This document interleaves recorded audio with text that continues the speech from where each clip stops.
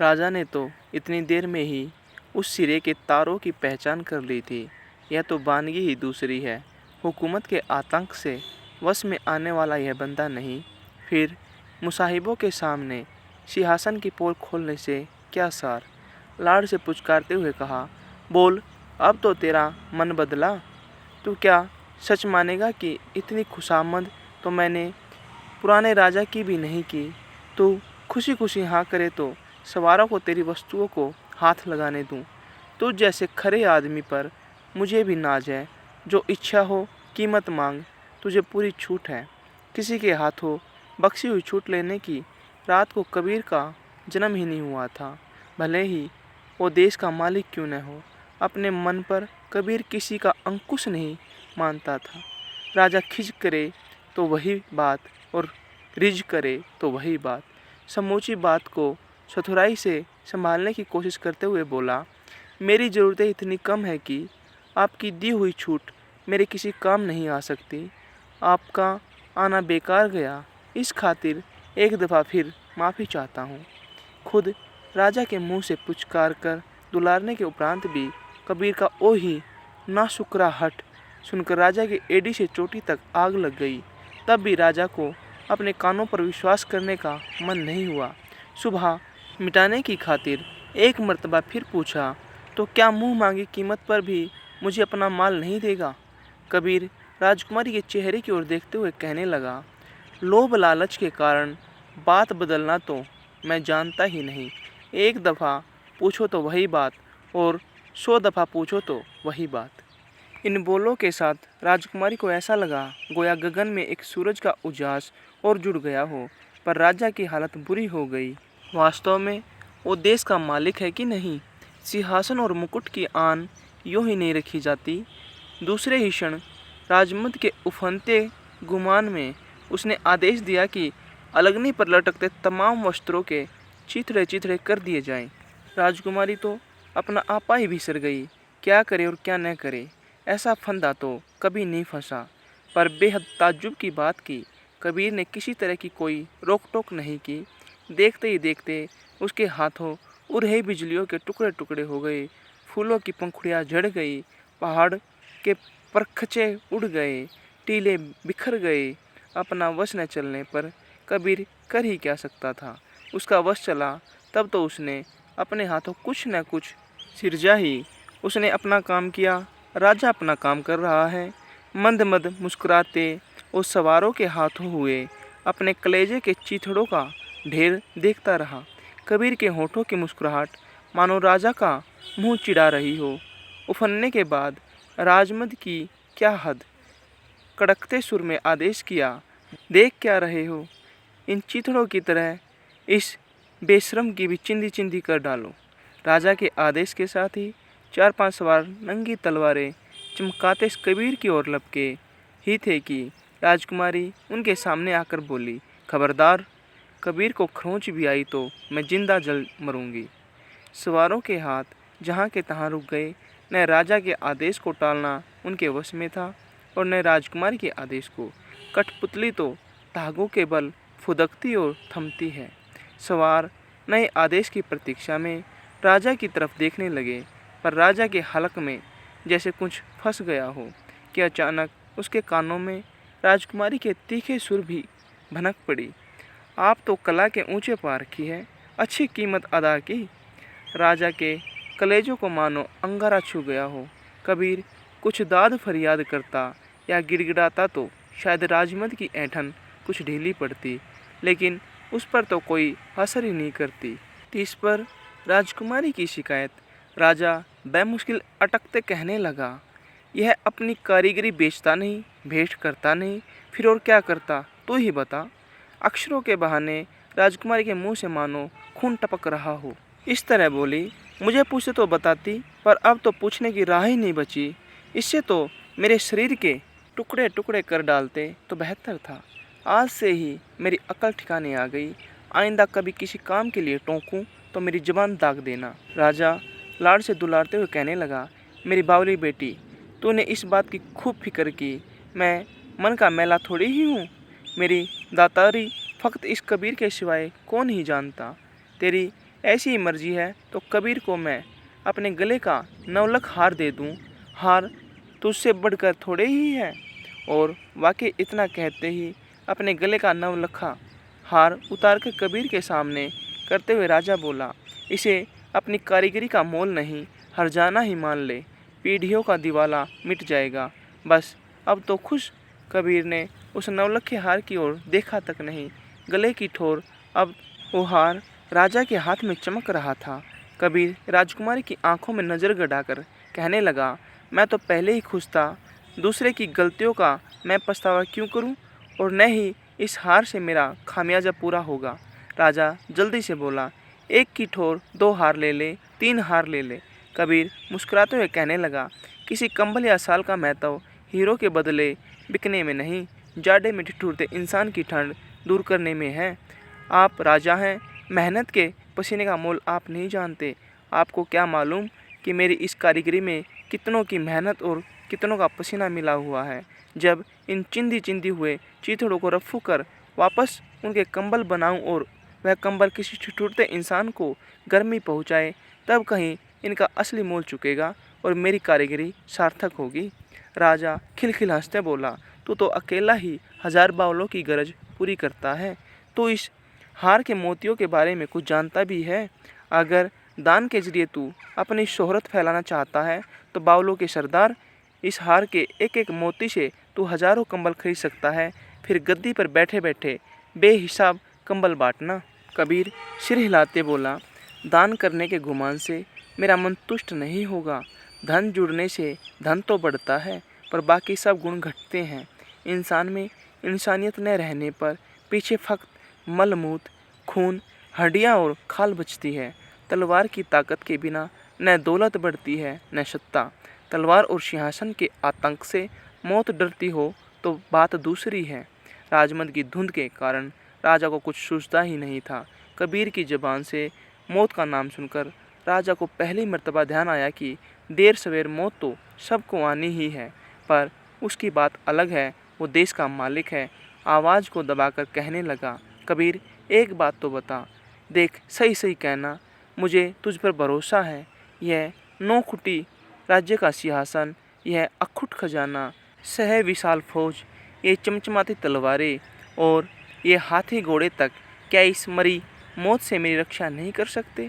क्या नाचीज रियाया की तरह मुझे भी एक दिन मरना होगा? मुस्कुराहट के उजले सुर में कबीर बोला, यह भी कोई पूछने की बात है? एक गहरी आह भरकर राजा बोला, पूछने की बात है तभी तो पूछ रहा हूँ। तेरे सिवाय कोई दूसरा पंडित ज्ञानी इसका सही जवाब नहीं दे सकता। तेरी बातें सुनकर मेरे सिर के भीतर चींटियाँ कुलबुलाने लगी है। बता, यह क्या माजरा हुआ? कबीर से किसी ने कोई सवाल पूछा तो उसे अपने वश चलते जवाब देना ही था। कहने लगा, मेरे लाख समझाने पर भी यह आपकी समझ में नहीं आएगा, क्योंकि यह सिंहासन, यह मुकुट, यह खजाना, यह फौज और ये चाकर कदम कदम पर आपकी राह रोकते हैं। आपकी आंखों पर राजमद का जाला छाया हुआ है। इस खातिर न तो आप सत्य का परस कर सकते हैं और न दर्शन। लगता है कि आज ज़िंदगी में पहली दफ़ा सत्य के जगमगाते सूरज की झलक देखने के लिए आपके कलेजे में हुक उठी है। यह चींटियों की हलचल शायद उसी की है। एक अबुझ बालक के उन्माद हामी भरते राजा अधीरता से बोला, हाँ उसी की है, बिल्कुल उसी की है, पर मेरे मन की तूने कैसे जानी? राजा की आंखों में नज़र गड़ाकर कबीर बोला, अभी आपका मन गंदला नहीं हुआ है, मुझे उसके आर पार दिख रहा है। तू कहता है तो दिखता ही होगा, पर मैं तो आज अजीब उलझन में फंस गया हूँ। क्या तेरा यह सांच हुकूमत के दबदबे से भी बड़ा है? आज से पहले किसी ने कबीर से ऐसे गूढ़ सवाल नहीं पूछे थे, तब भी उनका जवाब देने में उसे कोई अड़चन नहीं हुई। अधेर बोला, कहाँ बेचारी हुकूमत की चिंगारी और कहाँ सांच का तपता सूरज। पर राज्य की तरह इस सांच का कोई राजा नहीं होता। उसमें सभी की एक सी मलकियत है, पर इस मलकियत पर हक जतलाने की हिम्मत चाहिए। राम जाने क्यों राजा के मन में उस वक्त किसी तरह का कोई दुराव नहीं था। सभी के सामने कबूल करते कहने लगा, अपनी हिम्मत का असली पता तो मुझे आज ही चला। तू क्या सच मानेगा कि इतनी बड़ी रियासत का राजा होकर भी मैं मन ही मन तुझसे डर गया। कबीर टिचकारी देते हुए बोला, यह तो बहुत बुरी बात हो गई। मैं न तो किसी से डरता हूँ और न किसी को डराना चाहता हूँ। भला मुझसे डरने की क्या बात है? राजा 2-3 दफ़ा गर्दन को हिलाते हुए बोला, वह तो मैं जानता हूँ या मेरा जी जानता है। आसपास खड़े दरबारियों और ठाकुर के आश्चर्य की सीमा न रही कि देश के मालिक होकर राजा आजियों आए बाएं क्या बक रहे हैं। कहीं दिमाग तो नहीं फिर गया? राजा के डरने से कहीं राज्य चलता है भला? यह छली कबीर जरूर कोई जादू टोना जानता है। इसे तो किनारा करना ही बेहतर है। ठाकुर ने दोहरे होकर अर्ज किया, अन्नदाता, थाल अरोगने के लिए देर हो रही है। आपके अरोगने के बाद ही बस्ती के लोग बासी मुंह कुल्ला करेंगे। ठाकुर की आवाज़ सुनते ही राजा को वापस चेत हुआ। अपने असली खोल में आते ही उसका सुर बदल गया। गगन की ओर ऊपर देखते हुए बोला, सूरज तो सिर पर चढ़ आया और अभी तक तुम्हारी बस्ती का मुंह बासी ही है। ठाकुर ने महाराज की जय हो कहने के उपरांत गर्व से कहा, आपके अरोगने से पहले तो मेरी स्वामी भक्ति रियाया गले से थूक तक नीचे नहीं उतारती। रोटी खाना तो बड़ी बात है। राजकुमारी ने खुद चलने की जल्दी दर्शाई तो राजा झट अपने डेरे की तरफ चल पड़ा। राजा के पीछे सभी चुपचाप रवाना हो गए। पीछे रहा फकत अकेला कबीर और फटे हुए चिथड़े। काम तो आखिर करने से ही निपटेगा। नाहक सोच विचार में क्या सार। हुकूमत की रंगत ऐसी ही हुआ करती है। कैसे ही अकेले अपर बली की हुकूमत की ताकत के आगे कोई था नहीं लगती। वो चुपचाप गुमसुम सुई डोरा लेकर अपने काम में जुट गया। उसके पोरों का परस पाने से तो ये चीथड़े भी मुंह बोलने लग जाएंगे। तत्पश्चात कबीर को न वक्त का ध्यान रहा, न हवा का और न उजास का। कब दिन ढला और कब सांझ हुई उसे इसका कोई एहसास ही नहीं था। सुई की नोक में ही उसकी तमाम दुनिया बसी हुई थी। कब सूरज की रोशनी अंधेरे तले दब गई और कौन दीपक जलाकर बाई बाजू सारी रात अविचल बैठी रही, गोया रिनादे अपनी गरज से हथेली में दीपक लिए बैठी हो और मानो कई युगों ने वापस लौटाकर उस रात के झिलमिलाते तारों में शरण ली हो। तड़के सूर्योदय के वक्त दीपक का उजाला अपने आप में सिमटकर सिर हिलाने लगा। तब कबीर का चेत हुआ और दिया बुझाने के साथ ही उसकी आंखों ने जो नज़ारा देखा तो उसे लगा कि वो कहीं नींद में सपना तो नहीं देख रहा है। आंखें मसलकर फिर देखा, यह तो वास्तव में राजकुमारी हथेली में दीपक लिए सामने बैठी है। समूची दुनिया का सारा आश्चर्य मानो उसके गले से फूट पड़ा। आप? राजकुमारी ने कोई जवाब नहीं दिया। कबीर के हाथों से रफू किए पहाड़ के आर पार नज़र गड़ाकर एकटक देखती रही। कबीर पछतावे के सुर में माफ़ी मांगता सा कहने लगा, मुझे न तो आपके आने का कुछ ख्याल था और न दीपक के उजाले का। इस दफ़ा राजकुमारी के गुलाबी होठों से आप ही अमृतवाणी झनकी। मुझे भी कहाँ ध्यान था कि डेरे कब पहुँची और वापस कब रवाना हुई। आंगन में पाँव धरते ही मैं जान गई कि तुम्हें सुई और डोरे के सिवाय दूसरा कुछ होश नहीं है। आई तो बहुत सारी बातें करने के लिए थी, पर अब कुछ भी पूछने की ज़रूरत नहीं है। मौन से बढ़कर दूसरी कोई वाणी नहीं है। बेकार बकवास से क्या फ़ायदा। एक सुई और हो तो मुझे भी दो। यह काम इतना आसान नहीं है। यह तो काम करने पर ही पता चलेगा। सुई देते हुए कबीर को रत्ती भर भी यकीन नहीं था कि राजकुमारी उससे भी पटु है। फ़कत लिहाज की वजह से सुई दी, पर पहले टाके की लकब से वो अच्छी तरह जान गया कि ये हाथ तो जो चाहे कर सकते हैं। कबीर ने हैरानी से पूछा, आपने ये काम कब सीखा? सीखा फिर कब? आज ही तो सीखूंगी। इतने बरस सुई का नाम तो ज़रूर सुना था, पर हाथ में अभी ली है। कबीर की खुशी का और छोड़ नहीं रहा। कहने लगा, बात तो यकीन करने लायक नहीं है, पर आपकी बात को झूठ भी कैसे मानूं? राजकुमारी सुई चलाते चलाते बोली, आप जैसे गुरु मिलने पर कौन क्या नहीं सीख सकता। सारी रात आपकी देखा देखी आँखों को पोर और पोरों को आँखें बनाने का काम सीखती रही। समूची बात बताने पर सत्य की मर्यादा कलंकित होती है। राजकुमारी आगे भी कुछ कहना चाहती थी कि सहसा राजा आंगन में खड़ा नजर आया। साथ में ठाकुर और 8-10 सवार। राजकुमारी से आंखें चार होते ही राजा कहने लगा, मैं जानता था कि तू यही मिलेगी। राजकुमारी के चेहरे पर लज्जा की झाई घुल गई। राजा को इतना धीरज कहाँ। कबीर को सामने देख बोल, तू तो मुझे नाचीज कम्बल तक भेंट करने को राजी नहीं हुआ तो तेरी मर्जी, पर मैं तुझे ऐसी चीज़ भेंट करने के लिए आया हूँ जिसका सपना भी तेरे लिए नामुमकिन है। बोल, तू ही बता, ऐसी कौन सी भेंट हो सकती है। संकेत बिल्कुल स्पष्ट था, फिर भला कबीर क्यों न समझदा। गंभीर सुर में बोला, मैं न तो किसी की भेंट कबूलता हूँ और न ही किसी को कोई भेंट करता हूँ। राजा ताली बजाकर खिलखिल हंसते हुए बोला, यह भेंट वैसी नहीं है, इंद्र भगवान का भी मन डोल जाए जैसी भेंट। बताऊँ? राजकुमारी के हथेलियों में समूचे राज्य का दहेज। राजा की यह फूहड़ बात सुनकर कबीर को बेसखाता हंसी आ गई। हंसी थमने पर कहने लगा, ऐसी भेंट का तो सपना ही बुरा। मैं तो शादी ब्याह के लफड़े में ही नहीं पड़ना चाहता, और इस लफड़े के साथ राज्य का दहेज। क्या मुझे आप इतना अबुझ समझते हैं कि आपके वो मन को मैं प्रसाद की तरह ग्रहण करूंगा? अगर सत्ता का सुख ही सबसे बड़ा सुख है तो आप उसे छोड़ते ही क्यों? आप खिज करे तो आपकी मर्जी। इस भेंट के लिए भी मैं माफ़ी चाहता हूँ। राजा के रोम रोम में झुरझुरी दौड़ गई। राजकुमारी पर हजार घड़े पानी गिर गया।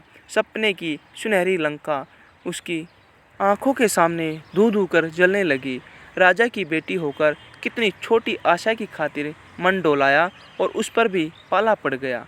अब तो 100 दफ़ा जिला जिला कर इस मक्कार को वापस न मारे तब तक राजा की जलन शांत नहीं होगी।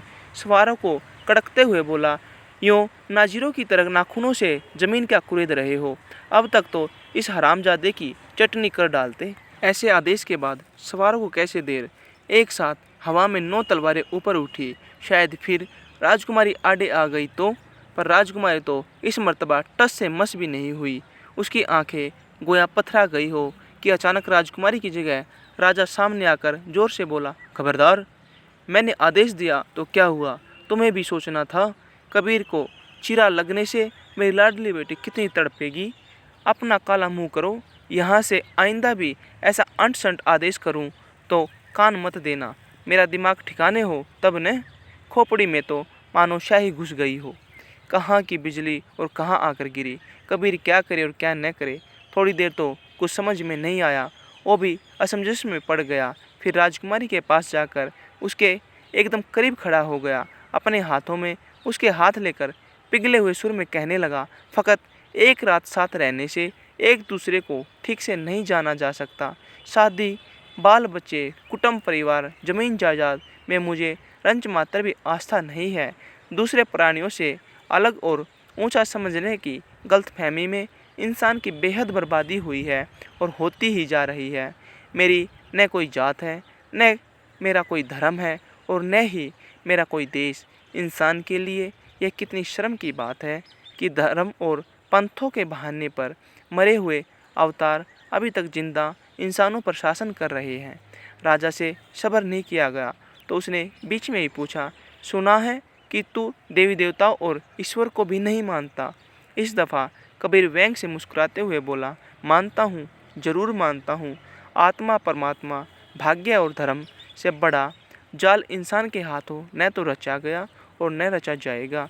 अक्ल की खोपड़ी नवाकर जिंदा इंसान पत्थर की मूर्तियों को पूजता है। इससे घिनौनी बात और क्या होगी। इतनी बात बढ़ गई, इसलिए मुझे पहली दफ़ा अपने मन की बात समझाने की ज़रूरत पड़ी। अब राजकुमारी के होंठ खुले, धीमे व मीठे सुर में बोली, इतनी बातें जानते हुए भी अब तुम्हारी आंखों के सामने तुम्हारी कारीगरी की धज्जियाँ उड़ी। 2 मर्तबा नंगी तलवारें ऊपर उठी और राजा व ठाकुर की अंट संट धुतकार सुनी। तब तुम्हारे कलेजे में गुस्से की आग क्यों नहीं भभकी? तुम मरने मारने पर उतारू क्यों नहीं हुए? इतने लंबे चौड़े ज्ञान के बावजूद भी तुम्हारे अंतस में जीने का मोह है, मौत का डर है। फिर तुम्हारा क्रोध किस दिन के लिए है? कबीर इत्मीनान से समझाने लगा, राजकुमारी, एक आदमी के क्रोध से कुछ नहीं हो सकता। वो तो खुद खुशी के समान है। जिस दिन मेरे क्रोध की छूत जन जन के हृदय में खुद बुदाएगी, उस दिन इंसानों की दुनिया में न तो कोई राजा होगा और न कोई रंक, न कोई ऊंचा होगा और न कोई नीच, न सांच होगा और न झूठ, न पाप होगा, न पुण्य न धर्म होगा, न अधर्म, न कोई अमीर होगा और न कोई गरीब। किसी इंसान को यह हक नहीं होगा कि अपनी सत्ता के बल पर तलवार की ताकत के जोर से अपने आदेश के जरिए किसी की कारीगरी के टुकड़े टुकड़े करवा डाले। राजा कबीर का हाथ थामकर गिड़गिड़ाते हुए बोला, इसी प्रायश्चित की खातिर तो मैं राज्य छोड़ने को तैयार हो गया। तू और क्या चाहता है? कबीर मुस्कुराता सा बोला, मेरे चाहने और न चाहने से क्या फ़र्क पड़ता है? राजा सिर हिलाते हुए बोला, यही तो तेरी भूल है। तू एक दफ़ा अपने मन की चाह जाहिर करके तो देख। मेरी बेटी तेरे सिवाय किसी का हाथ थामना ही नहीं चाहती और तू ऐसा ठूठ की उसकी कोई परवाह ही नहीं करता। परवाह क्यों नहीं करता? 1000 दफ़ा परवाह करता हूँ। अगर नर मादा की हैसियत से जहाँ तक एक दूसरे का मन चाहे राजकुमारी मेरा साथ करने को तैयार हो तो मेरी मनाही नहीं है।